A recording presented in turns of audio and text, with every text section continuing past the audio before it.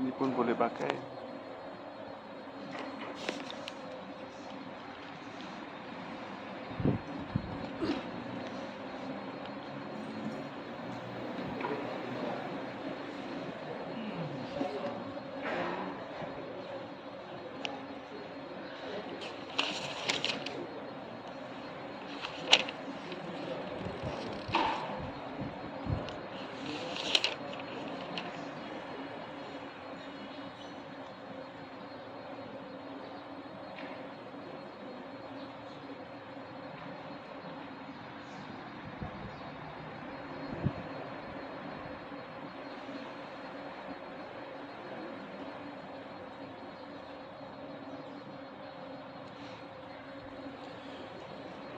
Assalamualaikum warahmatullahi wabarakatuh.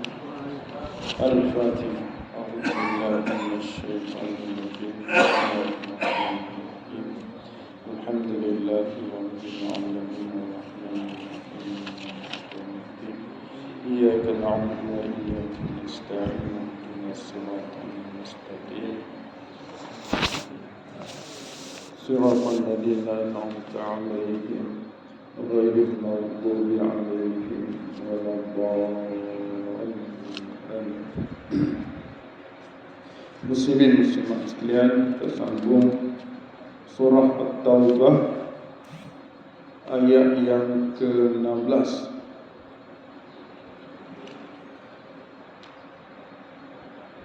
Yang 16 kita dah baca, tapi kita sambung sekali lagi.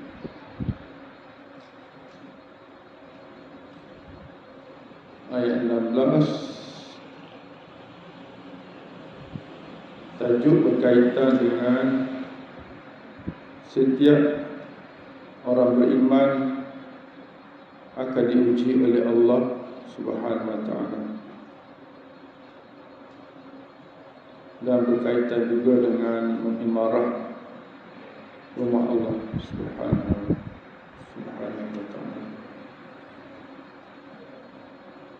Dalam Quran muka surat 189, muka surat 189.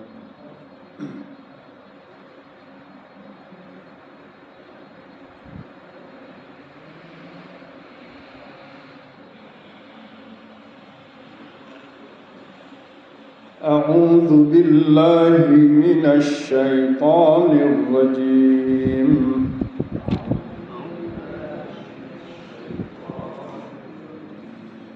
Bismillahirrahmanirrahim. Am hasibtum an tutraku walamma ya'lamillahu alladhina jahadu minkum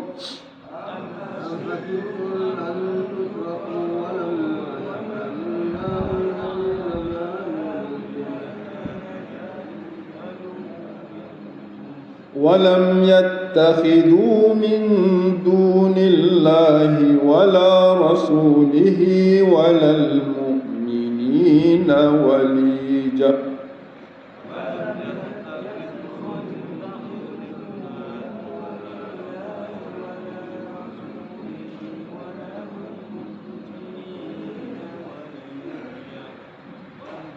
والله خبير بما تعملون.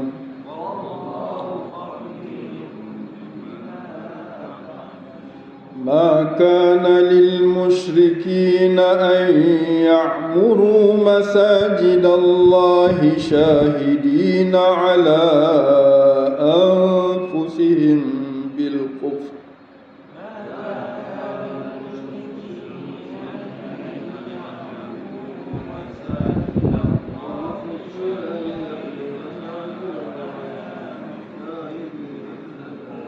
أولئك هبطت أعمالهم وفي النار هم خالدون.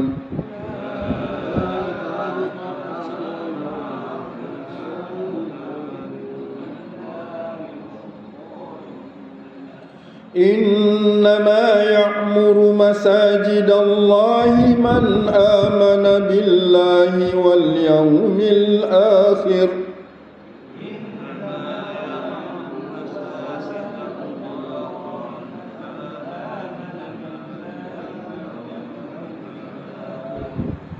وأقام الصلاة وآتى الزكاة ولم يخش إلا الله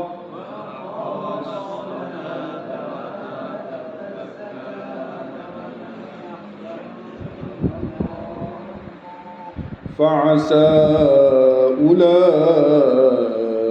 أن يكونوا من المهتدين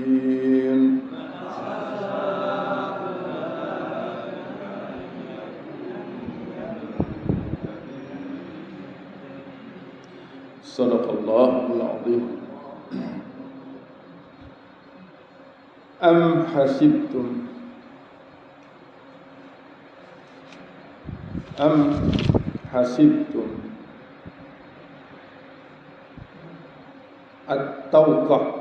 At-taukah ni mesti ada kait dengan sebelum ni. Atau maknanya ada dah sebelum ni isu.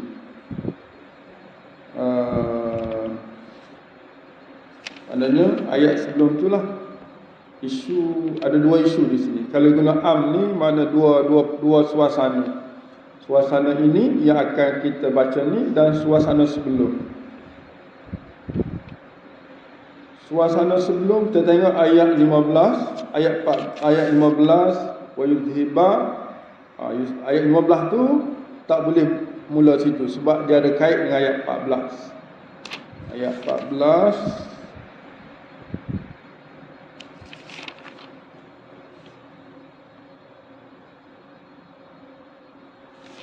tak boleh juga. Ayat 14 pun ada kait dengan ayat 13. Ayat 13. Ayat 13 alla tuqatilu pun tak boleh kita start situ sebab ada kait dengan ayat 13, ayat 12. Wa innakasu. Ayat 11 pun, ayat 12 pun tak boleh start situ, kena ayat 11. Fa'in tabu pun tak boleh, kena ayat 10. La yarqubuna fi mu'minin illa walad ulaika muhtadun. Tak boleh juga. Ayat 9, ishtarau bi ayatillah samanan qalila. Tak boleh juga. Kena pergi ayat 8. Kaifa wa in yadhharu 'alaikum la yarqubu fikum illa wala dhimmah yurduna. Pun tak boleh. Kena pergi ayat 7. Kaifa yakunu lil musyrikina 'ahdun.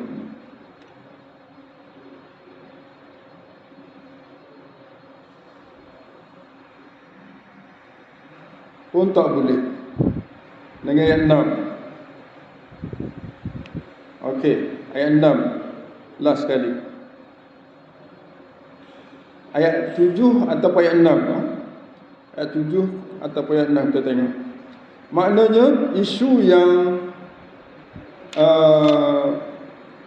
dalam surah Taubah ni isu ujian Allah kepada orang beriman berdepan dengan orang musyrikin. Bermula daripada ayat 6 tu, wa in ahadu minal musyrikin istajaraka fa'ajirhu hatta yasma'a kalam Allah summa ablighu ma'manah. Ini isu tawanan. Isu orang tawanan. Kalau kita tawan mereka, bukan isu tawanan, isu orang musyrikin yang minta bantuan apa orang Islam. Semasa dia berada bersama orang Islam, perlu diperdengarkan ayat-ayat Allah sebelum dihantar pulang ke tempat ataupun diberi pulang ke tempat asal dia. Contoh dia nak pergi satu tempat, dia berhenti minta bantuan atau perlindungan orang Islam, kena ajar agama dia, kena ajar Quran dia, kena pendengarkan ayat Allah. Dengar ni bukan makna dengar saja, bukan baca alhamdulillah, cerita pasal apa yang Allah isi alhamdulillah tu kan, itu makna yasma, sehingga dia dengar, dia faham, dia boleh terima. Sama ada nak masuk Islam tak tu bukan kerja kita, kerja Allah SWT. Ini satu isu yang dibangkit pada ayat 6. Kemudian orang musyrikin pula, ini orang yang minta bantuan kepada orang Islam, minta perlindungan. Orang musyrikin ni, ni ayat 7. Orang musyrikin ni dia tak boleh pegang janji, dia akan langgar janji, dan dia akan menentang orang Islam dalam ayat 8. Kenapa mereka menentang? Kerana mereka tidak boleh terima ayat-ayat Allah. Mereka menjual ayat-ayat dengan harga yang murah. Kemudian ayat 9 dan ayat 10. Ayat 11, jika mereka bertaubat kembali kepada Allah, Allah terimalah isu ini. Ayat 12, wa innakasu aymanahum ba'da min ba'di adihim wa ta'anu fi dinikum faqatilu a'immatal kufri. Ini izin perang dengan sebab-sebab mereka ta'anu, mereka batal janji, dan mereka mengeluarkan kata-kata keji terhadap agama yang dianuti oleh orang Islam. Dan ayat 13, sebab kenapa kita perlu memerangi mereka. Ayat 14, dalam peperangan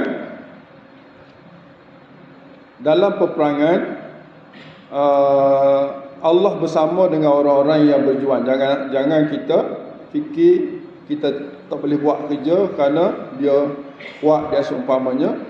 Sebab kata Allah, qatiluhum yu'adzibhumullah, itu perangilah mereka, Allah akan azab mereka dengan kuasa Allah, dan Allah menghina mereka, Allah bantu kamu ke atas mereka, Allah sembuh penyakit-penyakit yang munafik yang ada di dalam diri, penyakit nifat yang ada dalam diri orang mukmin. Allah hilangkan wa yudhhib ghaidha qulubihim, Allah juga akan menghilangkan ghaidha ni,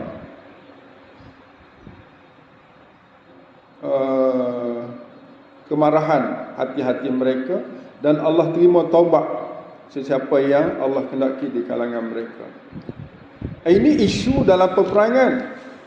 Maknanya orang Islam bila dia jaga agama, dia kena buat benda-benda yang disuruh oleh Allah daripada ayat 6 sampai ayat 15. Ataupun kita tak kisah apa nak jadi kepada agama, jadilah, serah pada Allah. Kita tak nak susah-susah. Biarlah dia nak meretah-meretah lah, kita tak payah duk jaga sangat, susah. Dia nak meretah ke apa, yang penting kita boleh semayang je. Tak akan boleh semayang pun kan, di Palestin nak semayang pun tak boleh kan. Jadi itu yang perlu kita lalui dalam hidup kita sebagai seorang Muslim, sebagai sebuah negara yang Islamnya agama rasmi yang diperintah oleh orang Islam hari ini, tanah Melayu kita. Ataupun kita nak buat macam ni, ayat begini, am hasibtum, ni ayat ni, kita tak nak buat kerja apa, kita nak relax je kan, beceh-beceh duk relax je lah, tak payah buat apa dalam agama ni, ikut nak jadikan apa. Am hasibtum, apakah ataukah tadi isu tadi selesai kan, ataupun isu kita nak ambil jalan ni, jalan ayat 16, iaitu kamu menyangka tutraku, kamu dibiarkan. Tutraku tu dibiarkan, Allah tak kisah, kamu boleh buat ibadat semayang, Allah tinggal gitu. Walamma ya'lamillah, walamma, padahal, itu hal, jumlah hal, kamu dibiarkan melakukan ibadat, buat sorang-sorang, tak cara, tak kisah siapa Islam, yang penting kamu sesat, bolehkah gitu? Walamma ya'lamillah, Padahal belum, lama ni belum. Padahal belum lagi ya'lamillahu, Allah kenal, Allah mengetahui. Allah kenal siapa di antara kita, alladzina jahadu minkum. Belum lagi Allah kenal, sebab Allah tak uji lagi lah, orang-orang yang berjihad di kalangan kamu. Satu. Yang kedua, walam yattakhidu min dunillah, Allah belum kenal lagi di kalangan kamu orang-orang yang tidak mengambil selain daripada Allah. Wala rasulihi, dan tidak mengikut selain daripada Nabi. Apa ni? Selain daripada Nabi. Walal mu'minin, dan tidak mengambil selain daripada mukminin walijatan. Itu penting, walijah tu. Sebagai apa? Walijah. Teman.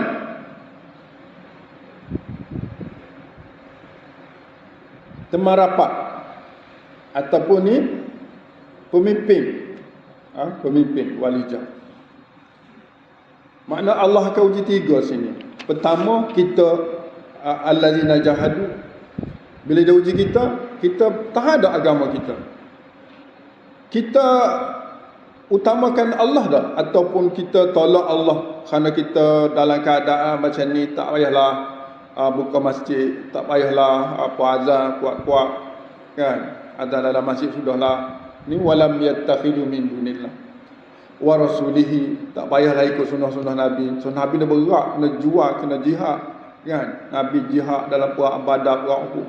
Tak payahlah. Orang mukmin tak payah ikutlah apa buat ni, melampau ni, kan? Melampau ni kita ikut apa ni, kenapa nak batalkan apa konsep-konsep ni, pok-pok ni pok lebay-lebay ni timbul macam tu, kan? Ada seorang cikgu di sebar, dia marah pada ulama-ulama menyusahkan ni.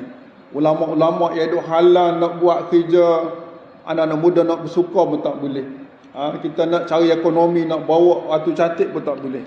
Ada seorang cikgu yang bercakap dalam Facebook gitu. Jadi diuji tu. Kita belum diuji, dia telah diuji. Maka dia zahir dengan nilai-nilai begitu. Dia diuji. Kita belum diuji lagi.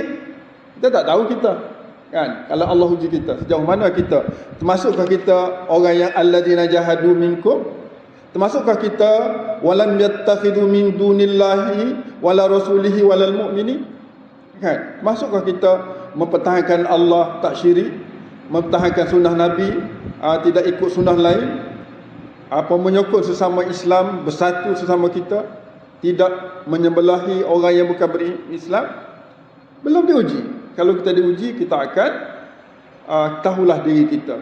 Kalau diri kita ni sabar dengan mempertahankan agama Allah, tidak syirik pada Allah, ikut sunnah Nabi, bersama-sama dengan orang-orang yang beriman, yang mempertahankan Islam, agama Islam. Kalau itu kita boleh pertahankan diri kita, maka benarlah kita beriman. Tapi kalau bila sampai ke tahap ujian ini, kita kembali kepada suasana-suasana yang bercakap apalah, kita nak susah-susahkan, ikutlah apa siapa mereka pun tak kisah, Islam ni mudah, macam-macam. Maka timbullah satu ancaman kepada akidah kita, timbullah ancaman kepada sunnah Nabi, timbullah ancaman kepada perpecahan di kalangan kita, orang-orang yang beriman. Perpecahan kerana kita tidak ingin tengok, tidak ingin diuji. Kita boleh lompat ke sana kemari kerana nak lepaskan ujian. Kita nak selamatkan diri kita. Sedangkan Islam, agama yang Allah Subhanahu Wa Taala ingin kita bekerja. Inilah satu cabaran yang kita berdepan. Dalam ayat hari ini, dia ada dua lapis. Kita kena buat pendirian. Lapis pertama, macam orang Palestin hari ini. Maknanya seolah-olah ayat taubat ni macam kita hidup dalam hari ni, realiti hari ni. Kita orang musyrikin. Kita orang musyrik. Kita tengok hari ni.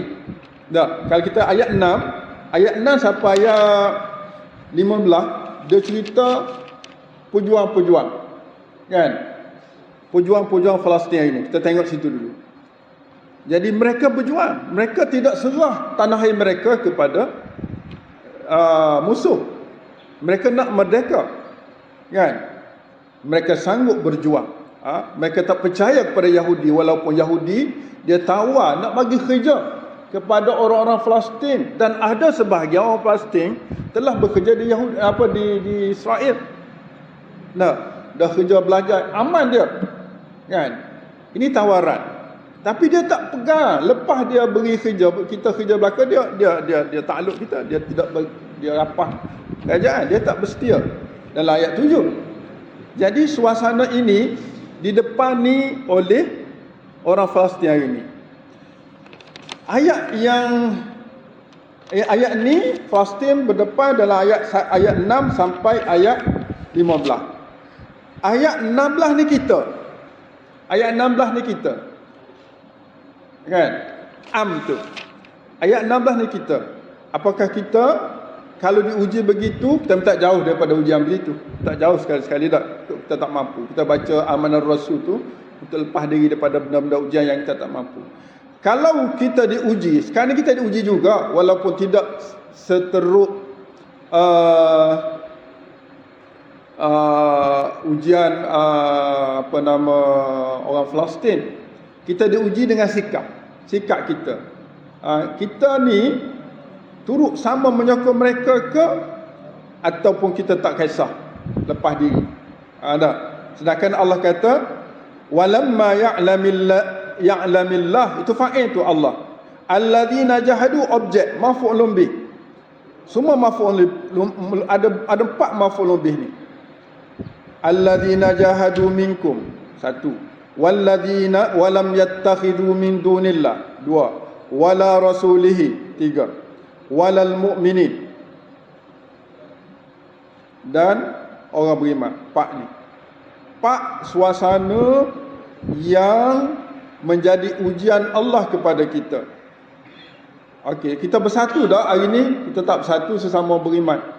Ada yang nak ikut Islam, ada yang tak kisah, ada yang liberal, ada yang langsung, ada yang kafir di kalangan kita. Ikut sunnah Nabi, ikut Nabi. Itu zaman Nabi, bukan zaman kita. Kita ikut apa hak zaman tu, tak ikut Nabi. Dan yang berikutnya, walam yattakhidhu min dunillah. Maknanya orang yang diuji Allah, dia tidak akan syirik kepada Allah. Tapi adakah kalau seseorang itu diuji oleh Allah, dia tinggal Allah dengan mengambil selain pada Allah arbaban, pelindung-pelindung. Dan akhir sekali, adakah mereka sanggup berjihad di jalan Allah demi menyelamatkan akidah Islam dan tanah air? Inilah ujian-ujian yang ditempuhi oleh Palestin, dan mereka berjaya sampai hari ini. Tapi mendapat ujian yang lama, 70 tahun lebih kita kata. Lama. Yang kita ni, kalau kita nak masuk diri kita, kita telah dijajah dan kita telah berjuang dan kita dah berjaya sekarang. Kita nak kata yang tu, adakah itu boleh? Dan sekarang masih diuji kita. Masih diuji, sedang diuji. Adakah kita mengambil sikap mempertahankan Islam, mengesahkan Allah, mengikut sunnah Nabi, dan bersatu sesama kita. Kita diuji oleh Allah Subhanahu Wa Taala dengan ujian-ujian begini. Akhirnya Allah kata walijah. Walijah ni kalau kita tengok sebagai dia hal, jumlah hal. Walijah ni kepada apa? Sebagai teman rapat. Apa tu?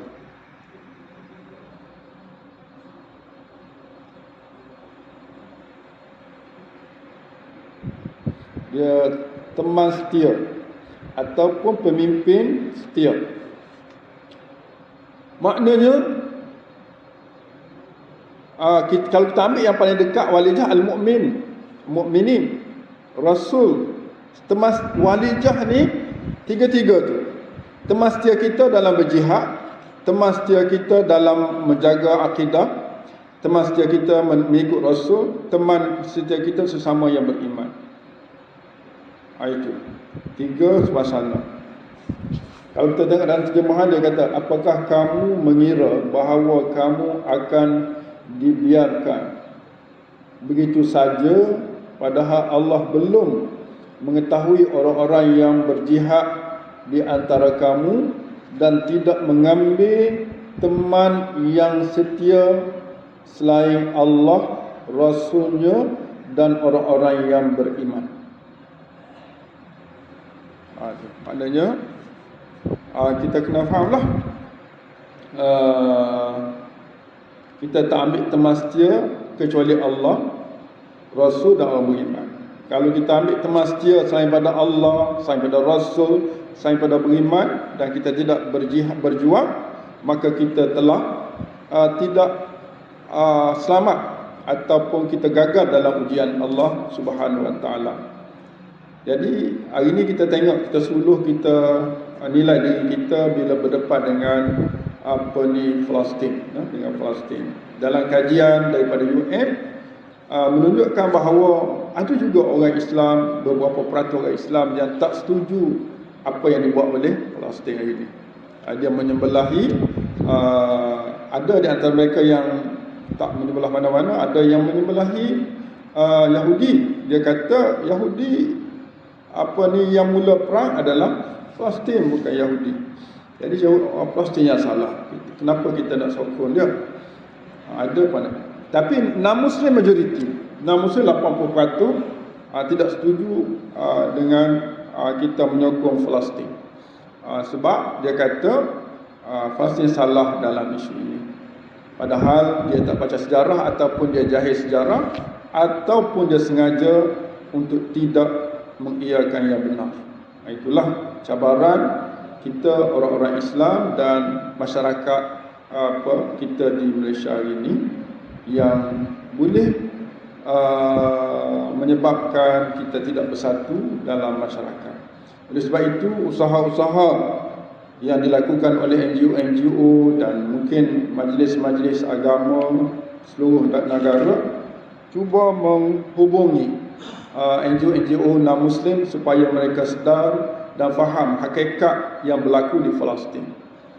Kita sedarkan, kita maklumkan kepada dia apa-apa yang sebenar yang berlaku, sekiranya mereka itu tak tahu. Kalau mereka tahu tetapi mereka bersikap demikian, maka kita kena mempertahankan Islam, kena memperjuangkan agama, kena jihad, kena tauhid, kena ikut Nabi, dan kena bersatu umat Islam demi Islam dan demi masyarakat kita yang aman sentosa hari ini kekal buat selama-lamanya sampai sampai kiamat.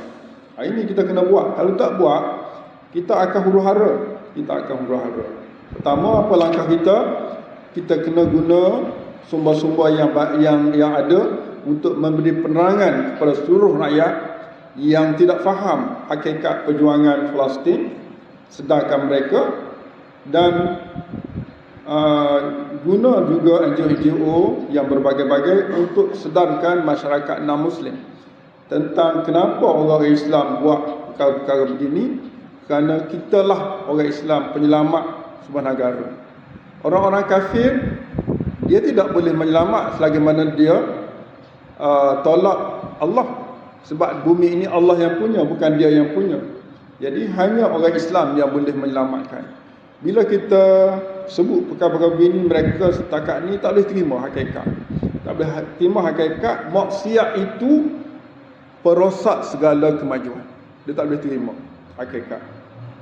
Mana tidak fahamlah. Jadi kita perlu memberi kesedaran kepada orang-orang yang belum sedar, sama ada di kalangan Islam ataupun yang bukan Islam di negara kita. Dengan cara itu, insya-Allah kita memiliki kesejahteraan, kebahagiaan buat selama-lamanya, walaupun kita hidup berbilang bangsa, berbilang agama. Sebagaimana Islam berada di hadapan, selagi itulah kita akan bahagia. Tetapi kalau Islam dicabar, sudah pasti kita akan hilang kebahagiaan, kita akan hidup huru-hara. Inilah apa yang kita dapat daripada ayat surah Taubah ini setakat ayat 16 ini. Berikut berkaitan dengan imarah rumah Allah Subhanahu wa taala. Kita ambil satu ayat, dua ayatnya. Maka lil musyrikin an ya'muru masajidallah syahidina ala anfusihim bil kufri. Maka tidak mungkin, maka ni tidak mungkin berlaku, maka tak mungkin berlaku lil musyrikin bagi orang-orang yang syirik ni ay ya'muru masajidallah, dia mengimarahkan rumah Allah. Tak mungkin. Maka ni tak pernah berlaku. Dia tidak imarah rumah Allah. Selagi mana ni ada time dia, ada dia punya hak dia. Selagi mana hal mereka syahidina ala anfusihim bil kufri. Itu hal, jumlah hal. Dia terjemah itu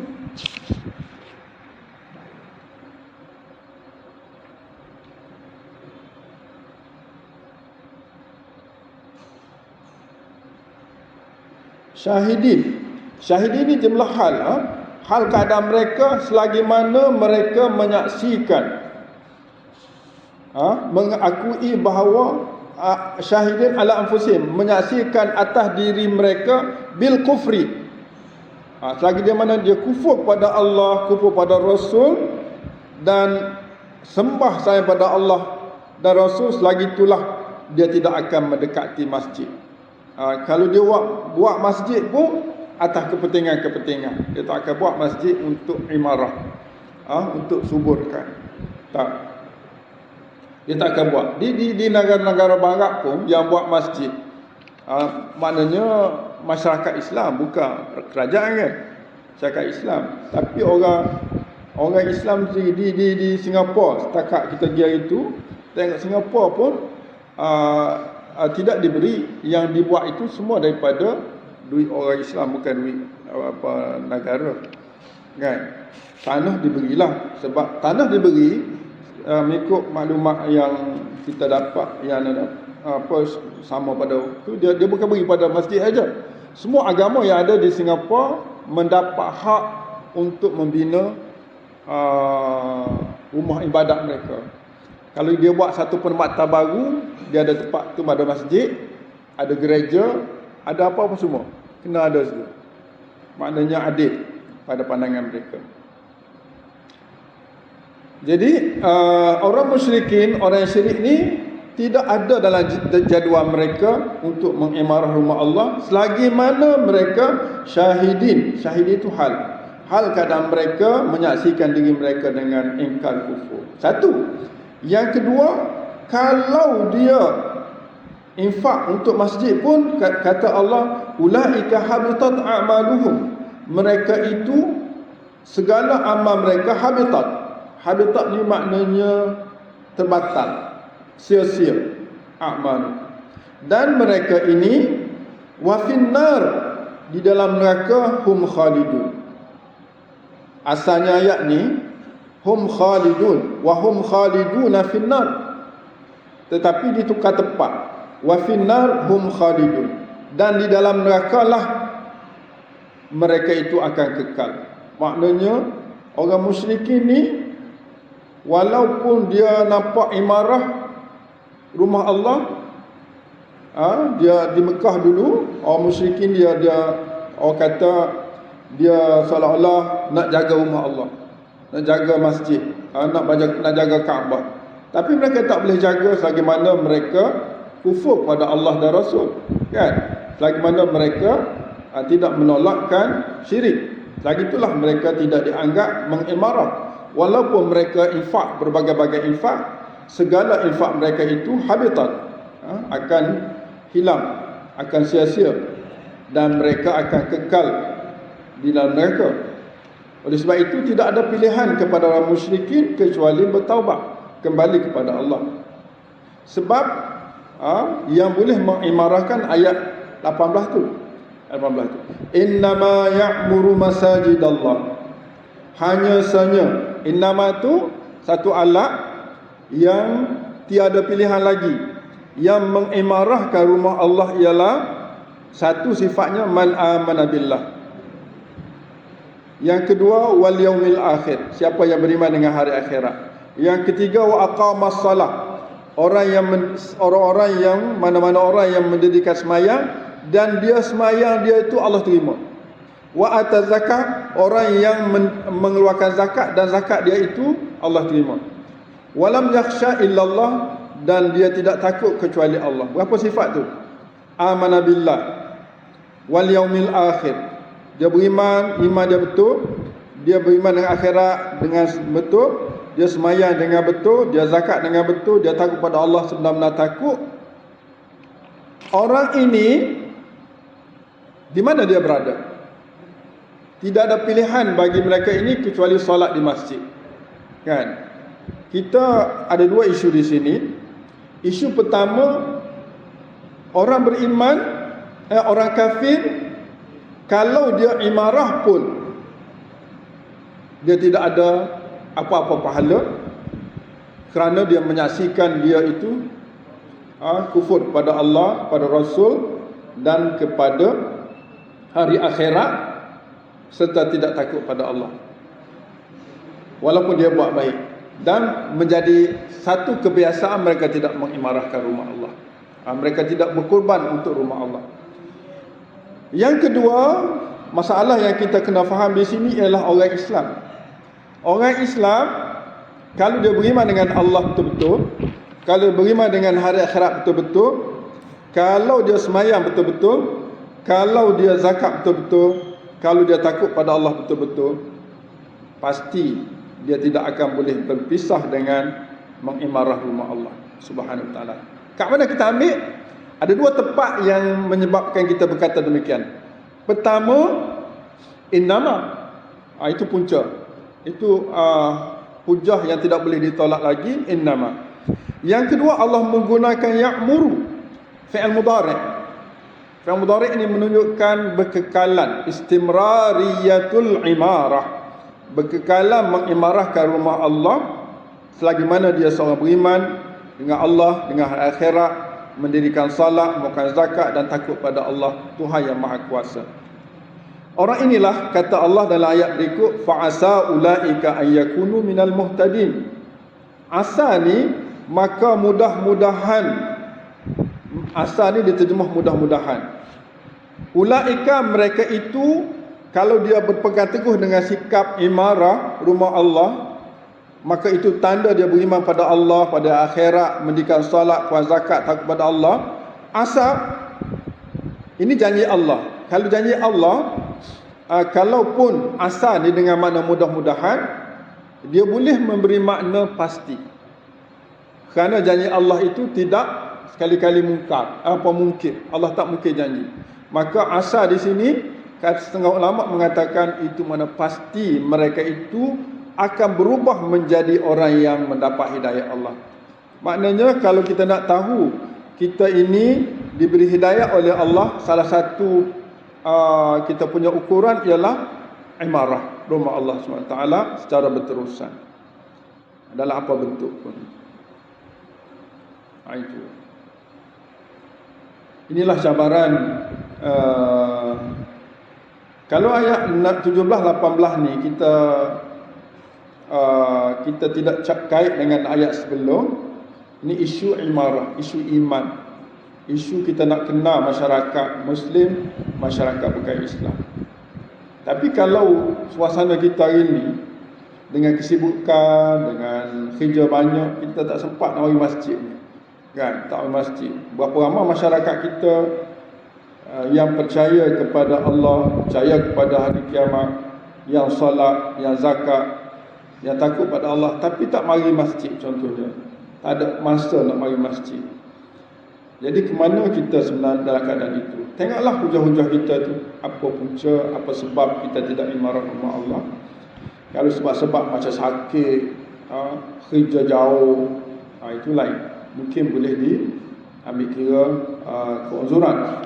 Tapi kalau ada di masjid, duduk sebelah masjid, tak mari, banyak hadis-hadis lain lagi yang mengancam kita daripada tidak berubah menjadi orang yang imarah Allah Subhanahu Wa Taala. Jadi sama-samalah kita buat sedikit pendetailan dalam ayat 17 dan 18 ini. Tengok beberapa tafsir lain, dan insya-Allah dengan izin Allah Subhanahu Wa Taala kita sama-sama doa. Dan nak cadangkan besok nak baca beberapa pandangan ulama mengenai ayat 17 dan 18 ini, sebab ini isu kita ni, isu harian kita. Yang kita cerita ni hari ni, kita tengok dari sudut ayat tu sendiri, tengok dari sudut tafsir. Kita nak tengok pandangan Ibn Katsir, pandangan Qurtubi, pandangan Sa'di dan lain-lain lagi terhadap dua ayat ni. InsyaAllah dengan izin Allah, besok kita cuba sama-sama melihat. Tak tahu anda nak bagi apa ni tafsir. Tuan-tuan boleh cari tafsir Ibn Katsir. Saya akan tu baca dengan Arab lah. Mungkin ini peluang siapa nak belajar Arab, nak faham teks Ibn Katsir asal. Yang terjemah ada. Kita tengok sama-sama, tengok Arab. Ada Quran. Kalau tuan-tuan boleh tengok, boleh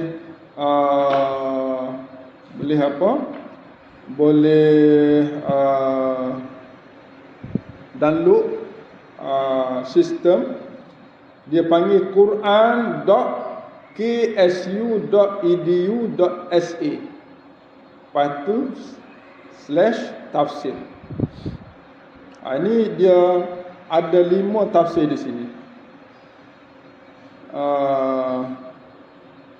Ada 5 tafsir. Tafsir As-Sa'di yang moden sikit, tafsir Baghawi, tafsir Ibn Katsir, Qurtubi, Tabari. Jadi kita nak tengok besok ayat ni. Kalau tuan-tuan boleh download sistem ni, program ni, boleh baca. Saya baca, dia tak ada baris. Kita belajar sikit sebanyak baris-baris yang disebut itu, kan? Kita belajar macam mana nak baca baris. Ada. Ini cabaran sikit lah. Tapi lama-lama boleh lah. Memang semua orang tak boleh asalnya, tapi kalau belajar boleh. Saya ambil masa daripada belajar Arab ni, daripada tingkatan 1 sampai tahun 3 universiti baru boleh nampak. Berapa tahun? Tingkatan 1 5 tahun tak faham. Pergi Azhar tahun 1, tahun 2 tak faham apa. Tak reti nak baca. Kenapa baca? Buat baca ni malaikat kau yang boleh baca. Tak ada baris ni. Ada baris pun tak boleh baca. Macam mana tak ada baris nak baca? Heran mereka ni boleh baca. Tapi kita usaha belajar. Lah tahun 3 baru nampak. Oh gitu. Maknanya lama juga. Kalau kita kata 12 tahun, 10 tahun baru nampak nak baca. Tak ada baris. Jadi kita sama-sama belajar. Jangan putus asa, kita belajar. Tak ada baris. Jadi caranya kita boleh download quran.ksu.edu.sa dan tafsir. Ni anda guna tiap-tiap hari lah ni. Yang ni tempat rujukan. Kita biasakan dengan Arab. Sebab itulah asal tafsir-tafsir tu. Kalau kita tengok tafsir terjemah lain lah, mungkin berbagai-bagai. Dan tafsir terjemah tu boleh tuan-tuan tengok di rumah, tapi di sini kita tengok yang asal, sambil-sambil belajar bahasa Arab. Subhanakallah. Kita berceritakan itulah. Dan insya-Allah esok kita sambung. Kita ulang ni untuk melihat beberapa tafsir. Sebab ayat ni ayat dekat sangat dengan kita, dengan masyarakat kita. Tuan-tuan nak jawab dengan masyarakat, nak berhujah dengan masyarakat, bolehlah tengok insya-Allah. Subhanakallahumma wa bihamdika asyhadu an la ilaha illa anta astaghfiruka wa atubu ilaik. Wal 'asri innal insana lafi khusr illa alladhina amanu wa 'amilus salihati wa tawassaw